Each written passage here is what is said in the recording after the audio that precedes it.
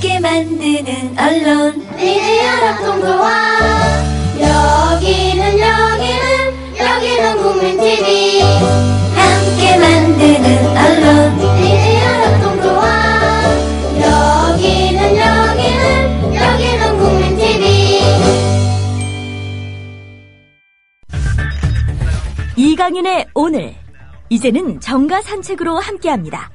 정치권 동향 생생하게 풀어드릴 분은요. 네, 한국일보 양정대 기자, 안녕하세요. 네, 안녕하세요. 국회 드디어 총리 후보자, 일단 내일이면 그럼 총리 되는 거죠? 일단 현재 상황에서는 특별한 일이 없으면 내일 오전 10시에 지금 본회의를 하기로 네. 여야가 합의를 했기 때문에 그 자리에서 총리 인준 표결이 이루어지고, 예. 지금 정부 여당에서는 어쨌든 황교안 총리 후보자를 총리로 인준하겠다, 통과시키겠다, 이런 입장을 분명히 하고 있어서, 네. 사실상 내일 오전 10시 본회의가 성사되고 나면 황교안 총리가 정식으로 탄생한다, 이렇게 봐도 무방할 것 같습니다. 예. 근데 인사청문 제도 개선 소위 하나 구성하기로 하고, 그 다음에 첫 출석 19일 날 포괄적 유감 표명하는 걸로 총리 시켜주겠다. 야당이 네네. 용두삼이라고 합니까? 뭐라고 합니까? 한 방을 못 먹여서 이긴 할 텐데. 네네. 좀 그렇네요. 일단 이제 평가는 좀 다를 수 있을 것 같긴 한데요. 네. 말씀하신 대로 이제 인사청문회 과정에서 사실 상당한 정도의 이 문제점이 드러난 건 분명한 사실이고요. 네. 정관예우, 경영면제, 또 그 상속 과정에서의 불투명성, 이런 것들에 대한 여러 가지 의혹들이 사실 어느 것 하나 명쾌하게 해명이 된 게 없죠. 네. 거기다가 최근 성완종 리스트 파문 와중에 이 검찰 수사 과정에서 논란이 되고 있는 특사 관련한 부분, 이 부분에 대해서도 사실 이 황교안 총리 후보자가 이 MB 정부 때 관여를 했던 이런 의혹도 제기가 됐고요. 예. 그래서 어쨌든 이런 여러 가지 의혹들이 명확하게 어느 것 하나 명쾌하게 해명이 되지 않은 상황인데, 그런데 또 뒤집어 보면 그 의혹이 사실로 확인이 된 것도 사실은 좀 분명하게 나타난 게 없습니다. 예. 그러니까 야당이 여러 가지 의혹 제기, 문제 제기는 많이 하긴 했는데, 또 그에 대해서 명확하게 입증을 해낸 그런 상황도 지금 아니고 좀 다소 어정쩡한 그런 상황이 돼버렸죠. 예. 그러다 보니 이제 야당 입장에서는 사실 절대 수용할 수 없다는 기본 입장은 갖고 있을지라도, 예. 이것을 국민들한테 적극적으로 설득해내기가 사실 좀 쉽지 않은 버거운 상황이란 현실적인 부분도 있고, 네. 게다가 그렇기 때문에 지금 국회 선진화법에 따라서 여당이 이 본회의 절차를 밟겠다고 하면 사실 몸으로 막거나 물리적으로 저지할 수 있는 방안이 없기 때문에, 예. 좀 어떻게 보면 좀 현실적인 한계, 이런 것들을 좀 인정할 수밖에 없는 상황이기도 한 것 같습니다. 예. 물론 이제 여기서 더 중요한 전제가 되는 건 아까 지적하셨듯이 사실 그 많은 의혹들을 제기해놓고, 예. 이 의혹은 정말 사실이어서 국민들이 이 사람은 도저히 안 되겠구나 라는 정도로 국민들을 설득해내지 못한 실력과 능력의 부족, 이게 먼저 지적이 되어야 되겠죠. 네. 근데 이제 물론 그보다 앞서서는 이런 사람을 총리 후보자로 세운 네. 정부 여당의 무능과 무책임, 이런 것들이 훨씬 더 이제 큰 비난의 대상이 돼야 되는 건 맞고요. 다만 어쨌든 지금 야당이 청문회법상 현행법상 정해진 이 인준 통과 시점을 지금 나흘 이제 늦춰가면서 결국은 내일 청문회에서 청문 경과 보고서 채택 이후 나흘 만에 이제 인준안을 표결에 붙이는데 동의를 했는데, 대신 인사청문회 제도 개선 소위원회를 국회 운영위 내에 설치하는 걸 이제 전제로 하고, 말씀하셨듯이 이제 황교안 총리 후보자가 대정부 질문 첫날 포괄적으로 유감을 표명하는 걸로 이제 그렇게 정책적인 합의를 봤습니다. 네. 야당 입장에서는 그다지 많이 얻은 건 아니고 그렇긴 하지만 어쨌든 뭐 형식적으로라도 이 인사청문회 제도 자체를 좀 손봐서 그동안에 이제 제대로 입증을 못했던 이유 중에 하나가 바로 이 자료 제출이나 이런 부분들에 대해서 좀 강제할 수 있는 규정이 사실 지금 없어서 네. 손을 쓸 수가 없었던 측면도 분명히 있거든요. 이게 예. 이제 현실적인 이유이기도 하고 예. 이런 부분들을 어쨌든 손 보겠다고 했으니까. 근데 그건 별건으로 해도 되는 건데. 그렇죠. 그런데 이제 이게 말씀드렸듯이 그동안 이제 여당은 계속해서 그걸 그러니까 야당은 주장을 해왔고, 예. 여당은 그 주장을 이제 유야무야하는 뭐 그런 쪽으로 이제 논의가 진전이 되다가 그냥 그러니까 매번 청문회를 거치고 나면 전후에서 이제 그런 논란이 있다가 항상 흐지부지 됐었는데 어쨌든 예. 이번에 이제 못 박아서 진행을 하겠다고 했으니 얼만큼 이제 성과를 내는지 이거는 또 이 야당 원내 지도부의 실력을 이제 평가할 수 있는 계기가 될 수 있을 테니까 예. 일단 뭐 지켜보는 게 맞을 것 같고요. 예. 오늘 이제 여야 합의의 좀 정책적인 의미 한 가지를 좀 덧붙이자면 이게 이제 유승민 원내대표 입장에서 보면 새누리당 원내대표 입장에서 보면 지금 청와대가 개정국회법에 대해서 이제 거부권 행사 방침이 거의 굳어졌고 이제 시점만 남았다 이런 분위기인데 네.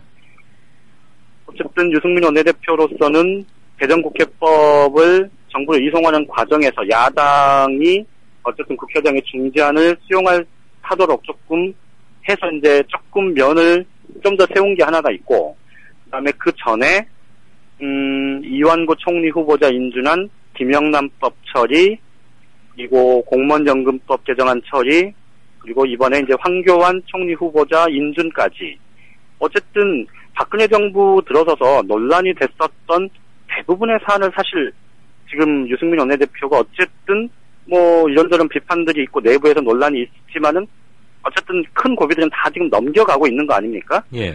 그러니까 그만큼 이제 자기 발언권 혹은 이 유승민 원내대표가 원내대표로서의 역할, 정치적 역할 이런 것들을 좀 했다는 그런 평가에 뭐 조금 근거는 좀 더 마련을 한 셈이고 그렇게 보면 아주 상식적이고 합리적인 차원에서만 보면 청와대가 거부권을 행사할 명분은 조금 더 줄어드는 걸로 예. 이제 그렇게 볼 수는 있을 그런 이제 계기는 유승민 원내대표가 만들었다 이런 점은 좀 한 가지 정치적인 의미가 있을 것 같습니다. 아니 그런데 이병기 청와대 비서실장이 정의와 의장하고 통화 때 그랬다며요. 그 거부권 거의 확실하다. 아니 그러니까 이제 지금 제가 그래서 그 아까 강조해서 예. 아마 청취자분들도 제가 좀 힘주어서 말하는 걸 들으셨을 텐데 예. 상식적이고 합리적으로 판단하면 당연히 지금 거부권을 청와대가 이 사안을 갖고 거부권을 행사한다는 건 이건 사실 소가 웃을 일 아닙니까? 그렇죠. 지나가던 소가 웃을 일인데 어쨌든 청와대가 이제 그렇게 하겠다고 지금 공언을 해놓은 상태에서 네네. 어쨌든 예를 들어서 뭐 유승민 원내대표가 그래 그럼 한번 해보자 하고 황교안 총리 인준안을 어영부영 이렇게 밀어두면 예. 사실은 청와대가 거부권을 행사할 명분이 더 여권 내부 입장에서 보면 더 생기는 거지 않습니까? 당연하죠. 그렇죠. 그렇죠. 그런데 이제 유승민 원내대표는 어쨌든 내 원내대표로서 할 일은 내가 반드시 한다. 라는 걸 이제 상징적으로 보여준 하나의 계기로 그렇게 볼 수는 있다는 거죠. 서로 머리 쓰는 게 참 대단한데 왜 청와대가 쓸데없이 지금 메르스하고 싸워야지 왜 지금 뭐 이런 걸로 싸우려고 하는지 말이에요. 아니 그러니까 제가 이 기자 입장에서 이런 말을 하면 또 문제가 될지는 모르겠지만 그러니까 이게 이 대선 때 투표 잘해야 되는 겁니다 이게. 근데 이제 그 청와대가 이제 그렇게 나오는 건 이제 두 가지 이유가 분명히 있을 겁니다. 하나는 그러니까 유승민 원내대표 체제로는 어쨌든 이 당청 간의 정책과 이 방향, 이 국정 운영을 하는 데 있어서 이제 법안의 통과 이런 것들이 이제 굉장히 중요한데 그 파트너가 김무성 대표보다는 유승민 원내대표가 직간접적으로 연관된 경우가 굉장히 많은데 지금 유승민 원내대표가 4월 8일 날 이 원내 교섭단체 대표연설을 필두로 해서 이 드러내고 있는 정책 방향이나 노선이 사실 지금 청와대가 이 국정 운영의 방향으로 박근혜 대통령이 잡고 있는 것과 자꾸 이제 부딪히는 지점이 생겨나는 예. 이런 것들 때문에 이제 더 이상 계속 같이 가기 어렵다라는 정책 판단을 이미 내린 거다. 이렇게 봐야 맞는 거고요. 그래서 계속 짬을 보고 있다가 틈을 보고 있다가 이번 개정국회법 논란을 하나의 빌미로 이거를 지금 어쨌든 유승민 원내대표와는 못 가겠다는 거를 이제 현실화시키는 하나의 계기로 삼고자 하는 거고요.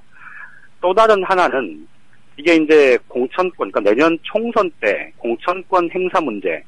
이게 이제 어쨌든 유승민 원내대표가 이 당의 한 축을 형성하고 있으면 사실은 김무성 대표가 오픈 프라이머리를 얘기를 하는 것도 뭐 하나의 좀 접점이 되는 측면이 있긴 합니다만 어쨌든 당의 중도적이고 개혁적인 색채가 강화될 가능성이 굉장히 높습니다. 이게 이제 선거 때 되면 더더욱 그럴 거고요. 그러니까 친박계 입장에서 보면 자신들의 내년 총선 공천 문제, 이 정치적인 생명, 정책 목숨이 달린 문제이기 때문에 훨씬 더 좀 집요하게 이 유승민 원내대표의 거취 문제를 좀 논란의 대상으로 만들 수밖에 없는 그런 현실적인 이유가 있는 거죠. 예, 알겠습니다. 자꾸 물으니까 귀찮아서지만 속 시원한 답변을 하시네요. 이러니까 대선 때 투표 잘하라고요. 그거죠? 오늘의 야만은? 그렇죠. 기자 수첩, 기자 눈깔로 한번 세게 조지세요. 그리고 이제 그 청취자분들께 좀 한 가지 조금 첨언을 하나 해드릴 게 있는데요. 예. 지금 이제 그 유승민 원내대표가 청와대에서 이제 거부권을 행사를 아마 다음 주는 좀 쉽지 않을 거다 이런 예상이 좀 많은 것 같고요. 거부권을 행사를 하게 되면 이제 시한인 30일 날 행사할 가능성이 지금 거론이 되기 시작하는데 이게 이제 메르스 사태가 뭐 진정이 되지 않고 있어서. 그런데 당초에는 유승민 원내대표가 잡은 컨셉이 장렬한 전사. 그러니까 넘어오면, 거부권이 넘어오면, 어쨌든 상식적으로 생각했을 때 여당 원내대표, 여야 합의를 주도했고, 당내 소속 의원들의 절대 다수의 지지를 받아서 법안을 통과시키는 데 앞장섰던 당사자가 이 거부권을 맞은 거기 때문에, 자기 원내대표직을 걸고, 이 재의결을 추진했다가, 재의결이 부결되면, 혹은 의총에서 재의결 밟지 말자. 그냥 뭉개고 가자. 뭐 이렇게 되면 당연히 원내대표직 던지는 거고. 재의결이 되더라도 찬성 가결이 되더라도 이 당내 또 이 당청 간의 여권 내부의 이 불협화음 이런 것들에 대한 정책 책임을 지고 이 원내대표직을 멋있게 던지는 이런 쪽을 처음에는 지금까지 이제 고려를 해왔었다고 말씀을 드렸는데 요 며칠째 기류가 약간 좀 바뀌고 있는 대목이 있습니다. 이게 이제 어떤 거냐면, 유승민 원내대표가 사실 지식인층이나, 혹은 언론에서 받는 평가, 굉장히 좀 후한 점들을 받고 있는 건 사실인데, 그런데 아직 정치인 유승민에 대해서 국민적인, 대중적인 지지도가 그렇게 높진 않죠. 많이 높지 않죠. 거기다가, 지금 상황을 보면, 논란이 되고 있는 그 고리가 개정국회법인데 이건 사실 일반 국민들 입장에서는 별 관심 없는 사안이거든요. 왜 싸우는지를 모른다니까. 그렇죠. 그러니까 본인이 장렬하게 전사를 하고 싶어도 국민들이 저거 장렬하게 전사했다고 생각하지 않을 가능성이 높다는 그런 현실적인 좀 인식을 하고 있는 것 같고요. 그래서 아마도 그렇게 넘어오면 청와대하고 일정한 정치적인 타협, 그러니까 어떻게 보면 좀 일정하게 굴복처럼 보여지는 그런 거를 한 두세 달은 감수한 채로 원내대표직 유지하면서 자신의 최후를 극대화시킬 모멘텀은 이것은 아니다. 그렇죠. 지금 그렇게 판단을 하기 시작하는 것 같습니다. 알겠습니다. 정가산책 느긋하게 시작했는데 급박하게 세게 끝났습니다. 잘 들었습니다. 고맙습니다. 국민라디오 팟캐스트 응원하는 가장 쉬운 방법 아시나요? 다운로드하기, 별점 주기, 댓글 달기, 구독하기. 국민라디오 팟캐스트 널리 알리는 가장 쉬운 방법. 다운로드하기, 별점 주기, 댓글 달기, 구독하기. 기억하세요. 다운로드하기, 별점 주기, 댓글 달기, 구독하기.